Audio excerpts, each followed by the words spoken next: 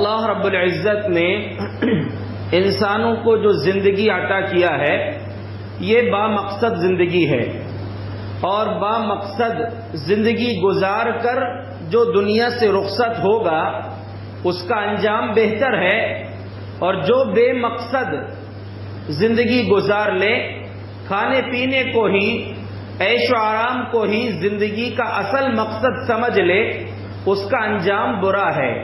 یہ دونوں قسم کے لوگوں کا انجام سورہ محمد میں ایک ہی آیت میں اللہ نے بیان فرمایا، ان اللہ یدخل الذین آمنوا وعملوا الصالحات جنات تجری من تحتها الانہار، یقیناً جن لوگوں نے ایمان لائے اور نیک عمل کیے، اللہ رب العزت انہیں ایسی جنتوں میں داخل کرے گا جن کے نیچے سے نہریں بہ رہی ہوں گی، اوپر محل ہوں گے اور ان کے نیچے سے نہریں جاری ہوں گی۔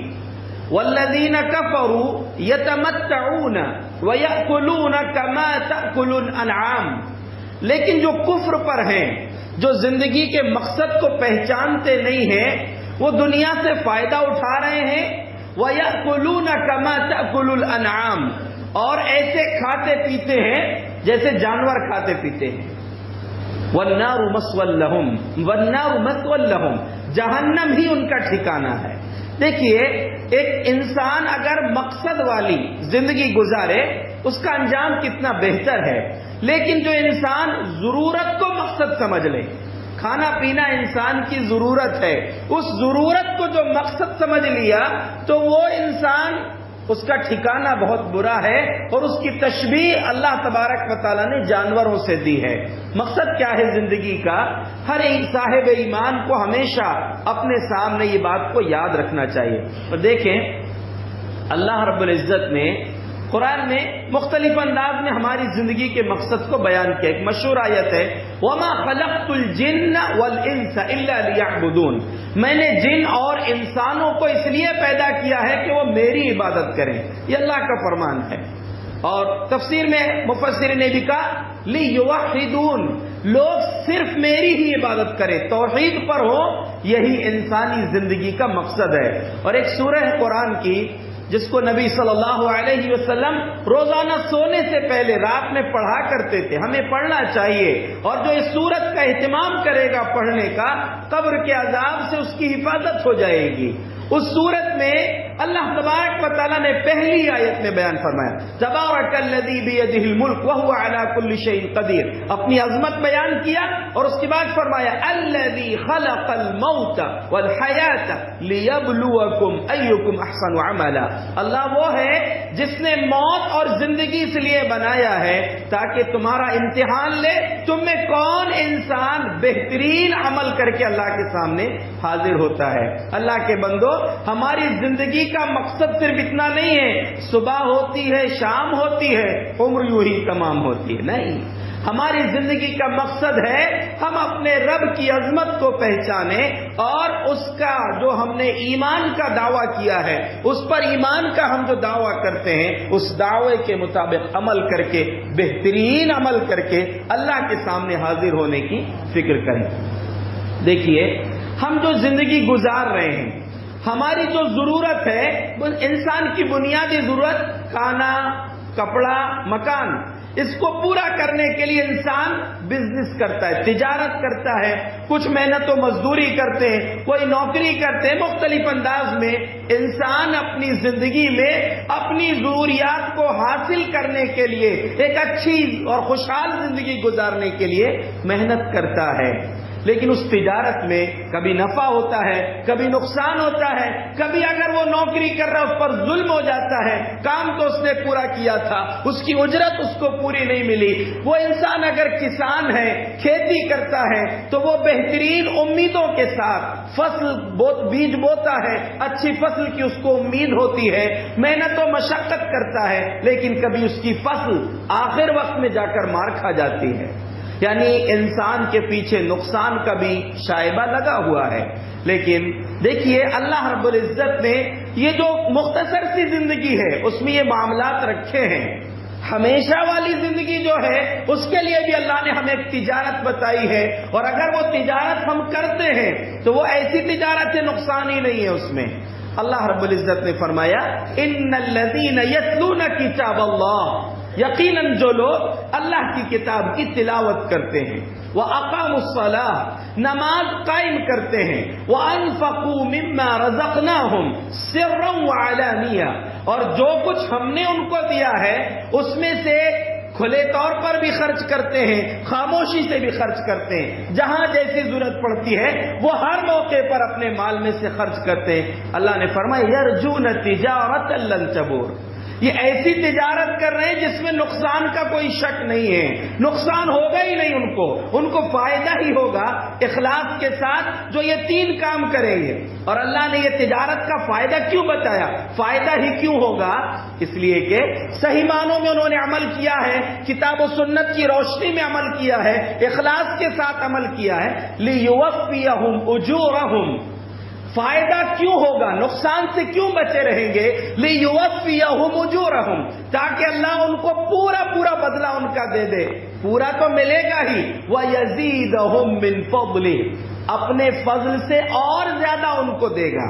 انہ غفور شکور، یقیناً اللہ رب العالمین بخشنے والا بھی ہے اور قدردان بھی ہے۔ زندگی گزارتے ہوئے کہیں کوئی غلطی ہوگی، احتیاط سے زندگی گزار رہا ہے انسان، با مقصد زندگی گزار رہا ہے انسان، زندگی گزارنے میں کچھ خامیاں اگر ہوں گی، اللہ بخشنے والا ہے اور شکور ہے، قدردان ہے۔ جو نیکیاں آپ کریں گے، آپ تلاوت کریں، آپ نماز کا اہتمام کریں، آپ صدقہ کریں، اپنے مال کو خرچ کریں، اللہ رب العالمین اس کی قدر کرنے والا ہے۔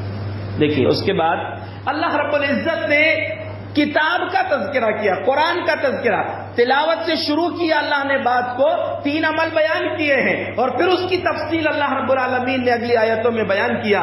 اللہ رب العالمین اپنے نبی سے کیا فرماتے ہیں؟ وَالَّذِي أَوْحَيْنَا إِلَيْكَ مِنَ الْكِتَابِ هُوَ الْحَقُّ، اے نبی ہم نے جو کتاب آپ کی طرف وحی کیا وہ بالکل سچی ہے، حق ہے، اس میں اس کے حق ہونے میں، سچ ہونے میں کوئی شک نہیں ہے۔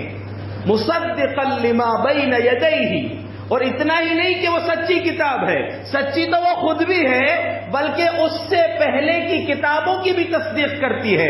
قرآن سے پہلے جو تورات، زبور، انجیل اور دیگر جو اللہ رب العالمین نے صحائف، جو انبیاء کو جو کتابیں دی ہیں، ان سب کی تصدیق کرتی ہے کہ اس دور میں یہ کتابیں تھیں، اللہ کا سچا پیغام تھا۔ بات یہ الگ بات ہے کہ بعد میں لوگوں نے اس میں تبدیلی کر دی۔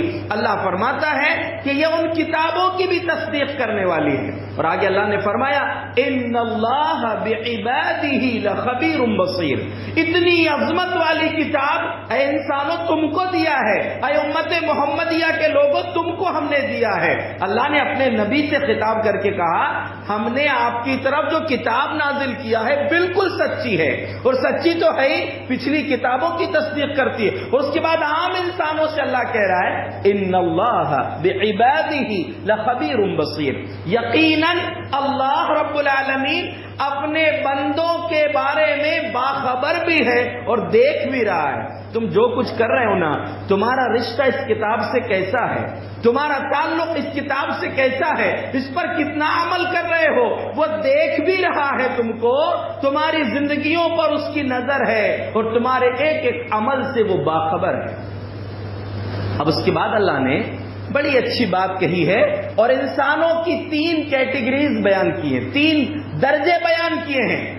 اس آیت کو سن کر اپنے بارے میں سوچیں، تصور کریں ہم کہاں ہیں، ہم ان 3 کیٹیگریز میں سے کہاں پر ہیں، کون سے درجے میں ہماری زندگی گزر رہی ہے، اور اللہ نے بہتر کس کو کہا ہے، کس کو اللہ نے اپنا فضل قرار دیا ہے، اس پر ہمیں غور کرنا ہے۔ یہ خاص طور سے اس کو یاد رکھیں، پہلی آیت میں اللہ نے 3 عمل بیان کیے ہیں کہ اللہ کے جو بندے قرآن کی تلاوت کرتے ہیں، نماز کا اہتمام کرتے ہیں اور اپنے مال کو خرچ کرتے ہیں، وہ ایسی تجارت کر رہے ہیں جس تجارت میں نفع ہی نفع ہے، نقصان نہیں ہے۔ لیکن اس تجارت کرنے والے لوگوں میں 3 حصے ہیں، کچھ کم کر رہے ہیں، کچھ درمیان ہے، کچھ زیادہ ہے۔ اللہ نے کیا کہا؟ اب وہ 3 حصے بیان کرنے کے پہلے پھر کتاب کا اللہ نے تذکرہ کیا، یعنی پچھلی کتابوں کا بھی، قرآن کا بھی ذکر کیا۔ پھر اللہ نے فرمایا ثم اورثنا الكتاب الذين اصطفينا من عبادنا، یہ جملے کو خاص طور سے یاد رکھیے اور اپنے رب کی محبت، اس کی رحمت کا تصور کیجیے کہ 3 حصے تو بیان کیے ہیں، لیکن وہ 3 قسم کے لوگوں کو اللہ نے اپنا بندہ قرار دیا ہے. کہا ثم اورثنا الکتاب الذین اصطفینا من عبادنا، پھر ہم نے یہ کتاب کا وارث اپنے بندوں میں سے ان کو بنایا ہے جن کو ہم نے چن لیا ہے. الحمدللہ ہم نبی کے امتی ہیں، آخری نبی کے امتی ہیں. ہمارے لیے یہ اعزاز کی بات ہے کہ اللہ نے اس کتاب کے لیے ہم کو چنا ہے. کہا کہ ہم نے اپنے بندوں میں سے جن کو چنا ان کو اپنی اس کتاب کا وارث بنایا ہے. لیکن یہ چنے ہوئے لوگوں میں سے امت محمدیہ کے لوگوں میں 3 قسم کے لوگ موجود ہیں.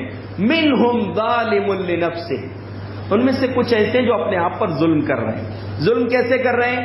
اتنی عظیم کتاب، اتنی شاندار اور سچی کتاب اللہ رب العزت نے عطا کیا، اس کتاب کو اپنے لیے آئیڈیل، اپنے لیے لائحہ عمل، اپنے لیے زندگی گزارنے کا طریقہ سمجھ لیے ہوتے، اس کے مطابق اپنی زندگی گزارتے.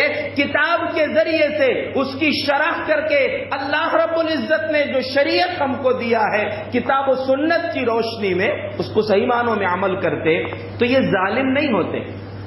اتنی سچی شاہراہ ہے یہ، اتنا روشن راستہ ہے یہ.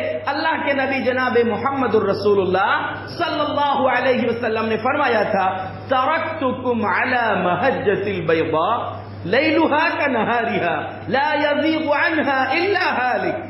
لوگوں اتنے روشن راستے پر تم کو چھوڑ کر جا رہا ہوں جس کی راتیں بھی دن کی طرح روشن ہیں. اب کوئی بدقسمت ہی ہلاک ہونے والا ہی انسان ہوگا جو اس راستے کو چھوڑ کر کہیں اور جائے گا. اتنا اچھا روشن راستہ، اتنی روشن کتاب اللہ رب العزت نے دیا، اس کے باوجود بھی اللہ فرما رہا ہے منہم ظالم لنفسہ، کچھ ایسے ہیں جو اپنے آپ پر ظلم کر رہے ہیں. دوسری قسم ومنہم مقتصد، کچھ لوگ ایسے جو درمیانی ہیں، یعنی بہت زیادہ نیکیاں کرنے والے بھی نہیں ہیں اور بہت زیادہ کوتاہ بھی نہیں ہے، غافل بھی نہیں ہے، درمیانے ہیں. اور تیسرے ہیں وَمِنْهُمْ سَابِقٌ بِالْخَيْرَاتِ بِإِذْنِ اللَّهِ. تیسرے لوگ وہ ہیں، تیسری قسم وہ ہے جو اللہ کے حکم سے، اللہ کی مرضی سے نیکیوں میں آگے بڑھنے والے ہیں.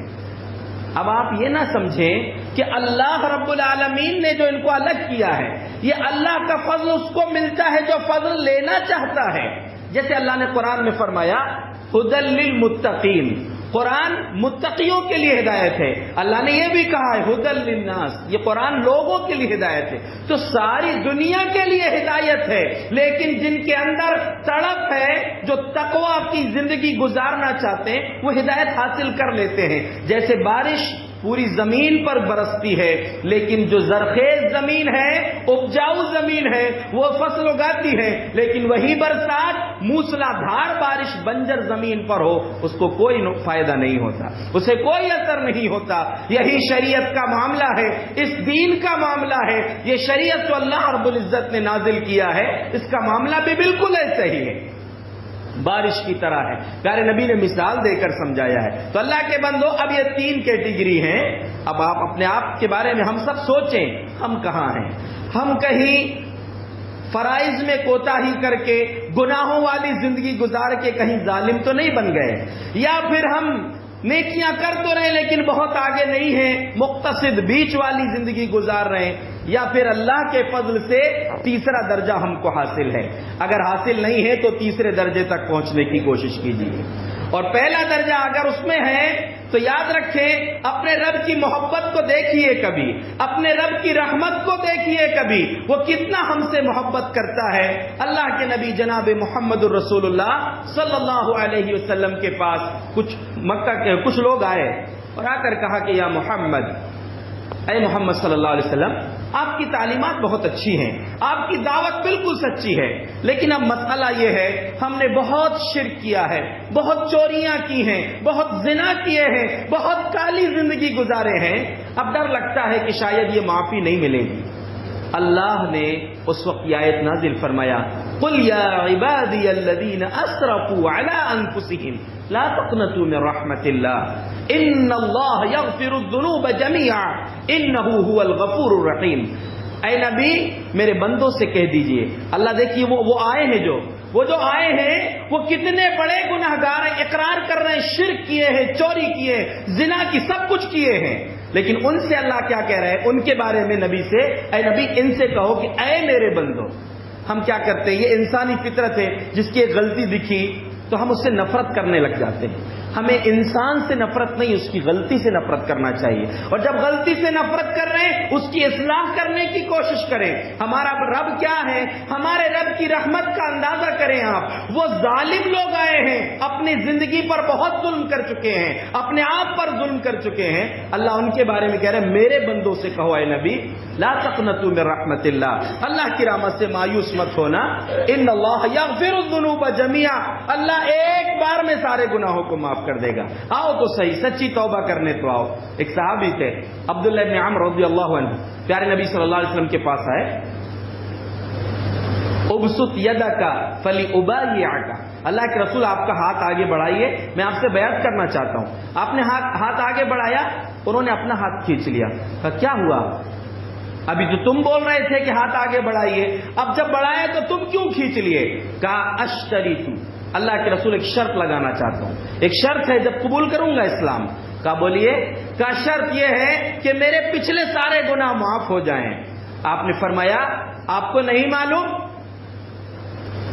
ان الاسلام یہدم ما کان قبلہ، اسلام پچھلے سارے گناہوں کو معاف کر دیتا ہے، پورے گناہوں کو مٹا دیتا ہے. وان الہجرۃ تہدم ما کان قبلہا، اور یہ ہجرت اگر کوئی کیا اللہ کی خاطر، ایک وطن کو چھوڑ کر دوسری جگہ گیا، ہجرت اس کے پچھلے گناہوں کو معاف کر دیتی ہے. اسی طرح توبہ پچھلے گناہوں کو معاف کر دیتی ہے، صاف کر دے، انسان کے گناہ ختم ہو جاتے ہیں. تو دیکھیے اللہ رب العزت کے سامنے سچی توبہ کر لیے تو اللہ رب العزت ایک بار میں سارے گناہ معاف کر دیتا ہے. یہ ظالم اگر کوئی ہے اسے ظلم کی زندگی سے نکلنا چاہیے.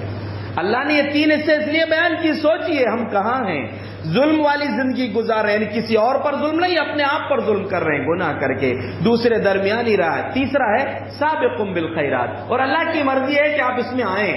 کیوں؟ اللہ نے قرآن میں فرمایا وَلِكُلٍّ وِجْهَةٌ هُوَ مُوَلِّيهَا فَاسْتَبِقُوا الْخَيْرَاتِ، ہر آدمی کسی نہ کسی طرف جا رہا ہے، یہ اللہ کہتا ہے. لِكُلٍّ وِجْهَةٌ هُوَ مُوَلِّيهَا، ہر انسان کسی نہ کسی رخ پر جا رہا ہے، اپنے حساب سے جس کو جو مذہب اچھا لگ رہا ہے چل رہا ہے. تم کیا کرو، فَاسْتَبِقُوا الْخَيْرَاتِ، تم نیکیوں میں آگے بڑھنے کی کوشش کرو. ان اللہ اینما تکونوا یأتی بکم اللہ جمیعا، تم جہاں کہیں رہو گے اللہ تم سب کو اکٹھا کر لے گا. فاستبقوا الخیرات، یہ پیغام ہے کہ لوگوں تم نیکیوں میں آگے بڑھنے کی کوشش کرو. کون سی نیکیاں؟ ساری نیکیاں کرو، قرآن کی تلاوت کرو، نماز کا اہتمام کرو، اپنا مال صدقہ کرو، اور دیگر نیکیاں ہیں ان سب میں آگے بڑھنے کی کوشش کرو. صحابہ کی زندگی کو دیکھیں، وہ لوگ نیکیوں میں کتنے آگے تھے. غزوہ احد کے موقع پر ایک صحابی ہیں، صحابہ اکرام کے سامنے آپ نے کہا قوموا الی جنت ارضها السماوات والارض، لوگوں اس جنت کی طرف آگے بڑھو جس کی چوڑائی آسمانوں اور زمین کے برابر ہے. عمیر بن حمام رضی اللہ عنہ کھجوریں کھا رہے تھے، کھجوریں کھاتے کھاتے کچھ اتنی چوڑی جنت ہے، یعنی اکثر ہوتا کیا ہے لمبائی کسی بھی چیز کی زیادہ ہوتی ہے، جنت کی چوڑائی آپ نے بیان کیا کہ آسمانوں اور زمین کے برابر، 7 آسمان اور زمینیں ان کے برابر جنت کی چوڑائی ہے. تو کہا اتنی چوڑی جنت؟ کہا ہاں اتنی چوڑی جنت ہے. تو کھجوروں کو دیکھا، کہا لئن بقیت حتی آکل ثمرات هذه انها لحیات طویلہ، اگر یہ کھجوریں کھاتے تک زندہ رہوں گا تو بہت لمبی زندگی ہو جائے گی. کھجوروں کو پھینک دیے، کھاتے کھاتے پھینک دیا کھجور، اور میدان جہاد میں کود پڑے اور دشمن سے مقابلہ کرتے ہوئے شہادت حاصل کر لی. ان کی سوچ کیا تھی؟ جنت ملنا چاہیے. ان کو مطلب نہیں تھا دنیا میں کیا ہوگا کیا نہیں ہوگا، یہ جان چلی، وہ جان قربان کرنے کو تیار، وہ مال قربان کرنے کو تیار، وہ جس چیز کی قربانی کا موقع آ جائے سب کچھ قربان کرنے کو تیار رہتے تھے. مال کا معاملہ مشہور واقعہ ہے، پیارے نبی نے اعلان کیا ایک جنگ کے موقع پر مال جمع کرنے کے لیے حضرت عمر رضی اللہ عنہ کہتے ہیں آج تو مال بہت ہے، آج ابو بکر سے آگے بڑھنا ہے۔ دکھاوا مقصد نہیں تھا، ان کی سوچ یہ تھی کہ بس نیکی میں آگے بڑھنا ہے۔ اپنا مال آدھا کیا گھر کا، لے کر آ گئے۔ پوچھا کتنا چھوڑے ہو گھر میں؟ کہا آدھا چھوڑا ہوں۔ ابو بکر صدیق اپنا مال لے کر تشریف لاتے ہیں۔ کہا ابو بکر تم کیا چھوڑے ہو؟ گھر میں کیا چھوڑ کر آئے ہو؟ کہا ابقیت لہم اللہ ورسولہ، کہ اللہ کے رسول گھر میں صرف اللہ اور اس کے رسول کو چھوڑ کر آئے، سب کچھ لے کر آ گئے۔ یہ جذبہ ان کا یہ تھا، بس ہمیں آخرت کی کامیابی ملنا چاہیے۔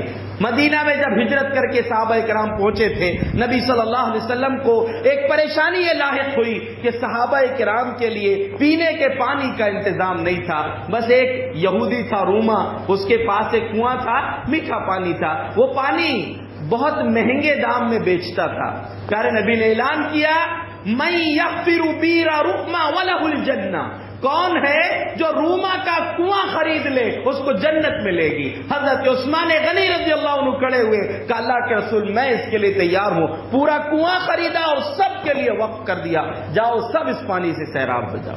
یہ صحابہ کرام کے جذبات یہ تھے، وہ کسی بھی معاملے میں آگے بڑھنے کی کوشش کرتے تھے۔ دیکھیے ہماری زندگی میں ہمارے بہت سارے لوگوں کی سوچ کیا ہوتی ہے، ہم جو مال خرچ کر رہے ہیں ہم استعمال کرنے کے بعد جو بچے کو وہ دے دیں گے، ہمارے کپڑے پرانے ہو جائیں گے وہ کسی کو دے دیں گے، گھر میں اچھا سالن بنا ہے، بریانی بنی ہے، کھانا اچھا بنا ہے، کھانے کے بعد بچ گیا تو کسی کو دے دیں گے۔ ایسا نہیں ہے کہ ایسا ہی کریں گے، پہلے بھی دیتے ہیں لوگ، لیکن اصل چیز یہ ہے کہ جو تم کو پسند ہے وہ اللہ کی راہ میں خرچ کرو۔ لن تنالوا البر حتى تنفقوا مما تحبون، تم بھلائی کو اس وقت تک نہیں پہنچ سکتے جب تک تم اپنی سب سے پسندیدہ چیز کو اللہ کی راہ میں خرچ نہ کر دو۔ جب یہ آیت نازل ہوئی، ابو طلحہ انصاری پیارے نبی صلی اللہ علیہ وسلم کے پاس آئے کہ اللہ کے رسول یہ آیت نازل ہوئی ہے کہ سب سے پسندیدہ چیز اللہ کی راہ میں دو۔ آپ جانتے ہیں میرا باغ ہے بیروحا، ہاں جانتے ہیں، کیوں جانتے ہیں؟ مسجد نبوی کے بالکل سامنے تھا وہ باغ،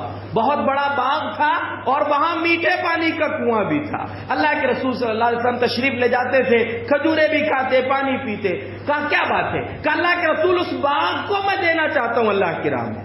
کہا اتنا بہترین باغ ہے؟ کہا اللہ کے رسول دینا چاہتا ہوں۔ کہا ایک کام کرو، ادھر ادھر نہ دے کر اپنے قریبی بھائیوں کو، چچا زاد بھائیوں کو، قریبی رشتہ داروں میں تقسیم کر دو۔ پورا باغ دے دیا۔ کیوں؟ صرف ایک آیت سامنے آئی ہے لن تنالوا البر حتى تنفقوا مما تحبون۔ تو سابقوا بالخیرات، نیکیوں میں آگے بڑھنے کی کوشش کرو، نیکیوں میں آگے بڑھنے کی۔ ان صحابہ کے پاس اتنی عیش و آرام والی زندگیاں نہیں تھی جو آج ہمارے پاس ہیں۔ کتنے لوگ ہیں جن کے پاس دولت عثمانی ہے لیکن دل عثمانی نہیں ہے، اس کو قارون کی دولت بنا لیتے ہیں بہت سے لوگ، اپنی دولت کے اوپر سانپ بن کر بیٹھے ہوئے ہیں، نہ خرچ کرتے، اپنی ذات میں بھی بہت سے ایسے ملیں گے اپنی ذات میں بھی خرچ نہیں کرتے اور دوسروں کو بھی خرچ کرنے کے لیے نہیں دیتے، اللہ کی راہ میں نہیں دیتے۔ ایسے بدنصیب بھی مل جائیں گے آپ کو جو فقیروں کی زندگی گزار کے دنیا سے چلے جاتے ہیں اور قیامت کے دن حساب امیروں کا دیں گے۔ وہ جو جمع کرے تھے، خرچ نہیں کیے، لیکن قیامت کے دن تو حساب تم کو دینا ہے نا، تم نے جمع کیا تھا۔ تو اللہ کے بندو نیکیوں میں آگے بڑھنے کی کوشش کرو۔ اور صحابہ کی زندگی ایسی تھی کہ فقیری میں بھی ان کے اندر شکر کا جذبہ تھا، یعنی یہ دونوں چیزیں ہونا چاہیے، ہم خرچ بھی کریں، اللہ کی راہ میں خرچ بھی کریں، جو کچھ ملا اس پر خوش رہیے اور شکر ادا کریں گے تو اللہ اور دے گا۔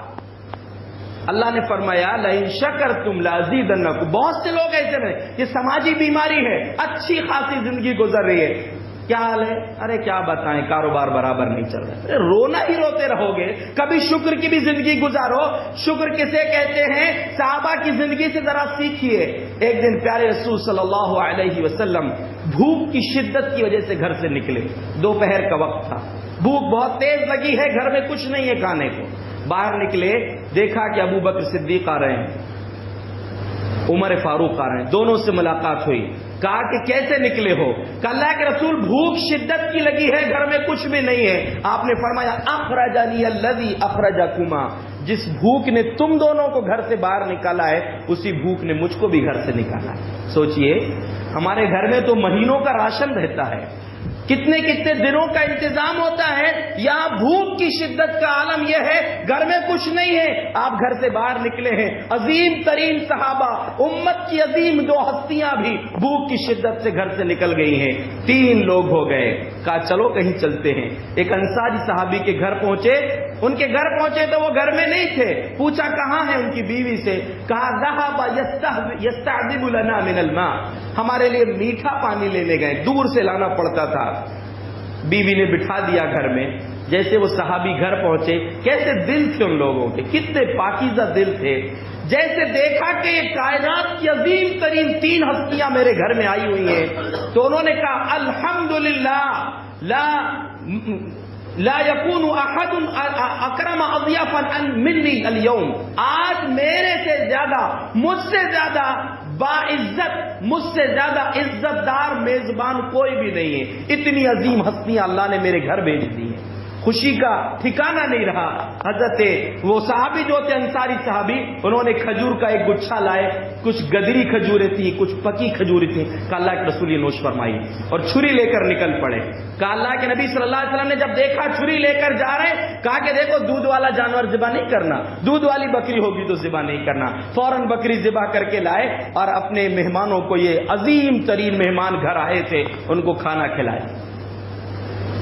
جب آپ نے کھانا کھایا, اس کے بعد ابو بکر عمر رضی اللہ عنہما سے فرمایا, دیکھو بھوک کی شدت سے گھر سے نکلے تھے, اللہ نے یہ نعمتیں عطا کیا ہے.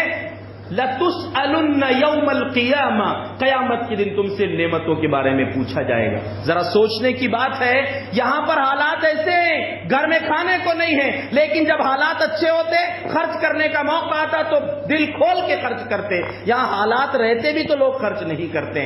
اللہ کے بندو, سابقم بالخیرات, جو تیسرا گروہ ہے, تیسرا درجہ ہے, جو اللہ کو زیادہ پسند ہے, وہ درجہ یہ ہے کہ ہم اللہ رب العالمین کے لیے نیکیوں میں آگے بڑھنے کی کوشش کریں, نمازوں میں آگے بڑھیں, تلاوت قرآن میں آگے بڑھیں, ساری نیکیوں میں آگے بڑھنے کی کوشش کیجیے. ہم دیکھیے دور ہیں, ہم کو یہ جذبات نہیں آتے.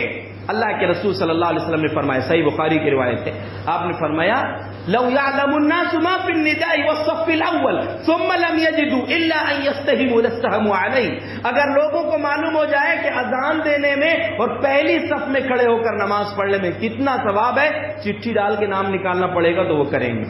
ولو يعلم الناس ما في تحجیر ما فی التحجیر لسبقوا الیہ, لوگوں کو یہ معلوم ہو جائے کہ جلدی نماز کے لیے آنے میں کتنا ثواب ہے, تو اس کے لیے ایک دوسرے سے آگے بڑھنے کی کوشش کریں گے. وَلَوْ يَعْلَمُونَ مَا فِي الْعَتَمَةِ وَالصُّبْحِ لَأَتَوْهُمَا وَلَوْ حَبْوًا, لوگوں کو معلوم ہو جائے کہ عشاء اور فجر کی فضیلت کتنی ہے, جھسک کر آنے کی طاقت ہوگی تب بھی مسجد آئیں گے. سوچئے یہ سب چیزیں ہماری زندگی میں کہاں ہیں.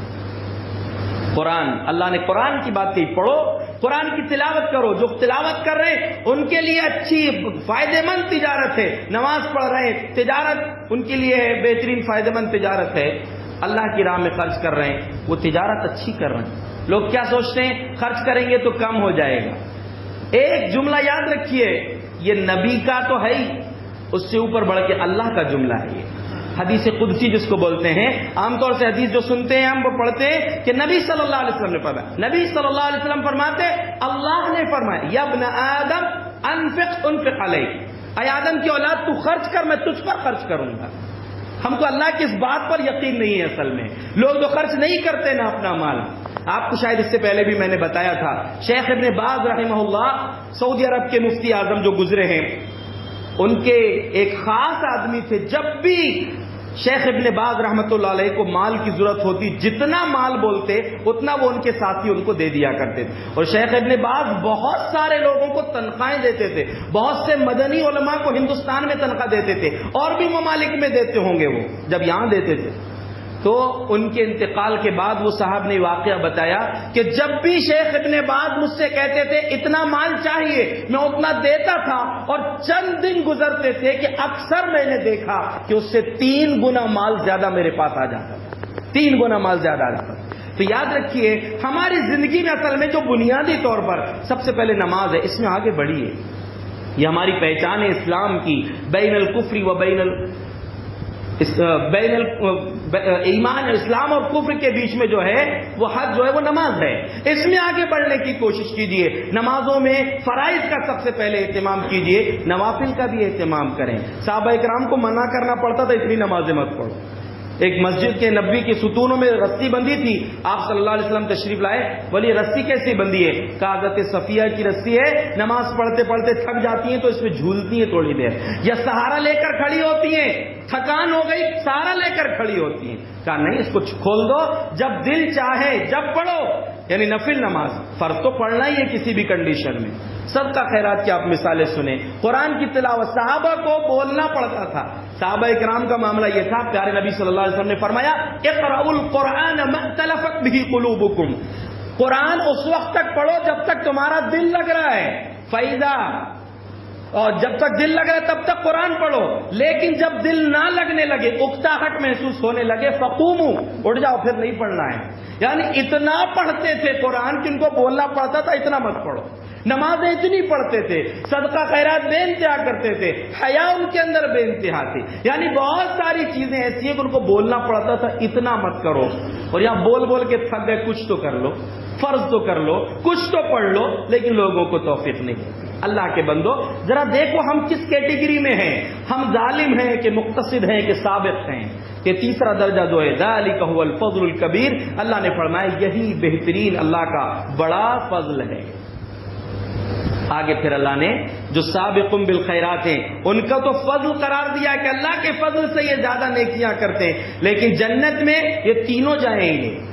جو بیچ والے ہیں وہ حساب کتاب ہوگا لیکن آسان ہوگا, اور جو ظالم ہیں ان کے بارے میں مفسرین نے کہا ممکن ہے شفاعت کے ذریعے جنت میں چلے جائیں, یا پھر اپنی سزا بھگتنے کے بعد جنت میں جائیں گے. اور سزا کا معاملہ یہ مت سوچی چلو کبھی نہ کبھی تو چلے جائیں گے. سزا کا معاملہ یہ ہے کہ زندگی میں جس انسان کو کبھی سر بھی نہ دکھا ہوگا, کوئی ٹینشن نہیں آیا ہوگا, ایک سیکنڈ کے لیے, ایک لمحے کے لیے جہنم میں ڈال کے نکالے گا اللہ, پوچھے گا کبھی سکون ملا تھا زندگی میں, بولے گا کچھ یاد نہیں ہے. اس جہنم سے بچنے کی پہلے لمحے میں, پہلے مرحلے میں جہنم سے بچنے اور جنت میں جانے کی فکر کیجئے. وہ جنتی جب جنت میں جائیں گے تو اللہ رب العالمین کی تعریف بیان کریں گے. وہ جنت ہی ایسی ملے گی, جنات عدن یدخلونها, جنتیں ہمیشہ والی جنت ہوں گی جن میں وہ لوگ داخل ہوں گے. یحلون فیہا من اساور من ذہب ولؤلؤا, ان کو سونے کے زیورات پہنائے جائیں گے, موتیوں کے زیورات پہنائے جائیں گے. کتنے ہوں گے؟ سونے چاندی کی اینٹیں ہوں گی, سونے چاندی کے کنگن ہوں گے, سونے چاندی کے برتن ہوں گے. یہاں تو 1 تولہ سونا لینے کو لوگ سوچتے ہیں.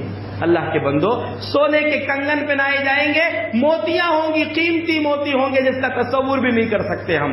وَلِبَاسُهُمْ فِيهَا حَرِيرٌ, اور ریشمی لباس پہنیں گے, ریشمی لباس ان کو دیا جائے گا. اور پھر اللہ کا شکر ادا کریں گے, الحمدللہ الذی اذهب عنا الحزن, تمام تعریفیں اس اللہ کے لیے ہیں جس نے ہم سے غم کو دور کر دیا, جہنم کے غم کو دور کر دیا, دنیا کی پریشانیاں ان سب کو غم کو دور کر دیا, جس نے ان غموں کو دور کر دیا. وَأَحَلَّنَا دَارَ الْمُقَامَةِ, اور ہم کو یہ ہمیشہ رہنے والے گھر میں اللہ تبارک و تعالیٰ نے لا دیا. سوچئے دنیا کا گھر ہے, یا تو کرائے کے گھر میں ہو یا ذاتی مکان بھی ہے, تو کب تک رہو گے؟ یا تو مرتے تک رہو گے.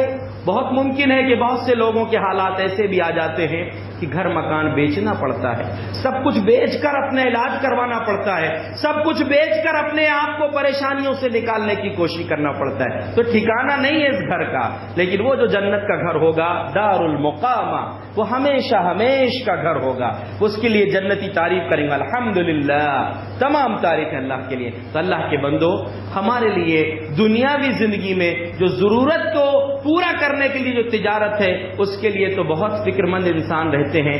اس تجارت کی بھی فکر کیجئے جو تجارت ہمارے لیے نفع بخش تجارت ہے اور ہماری آخرت کی زندگی کو سنوارنے والی ہے.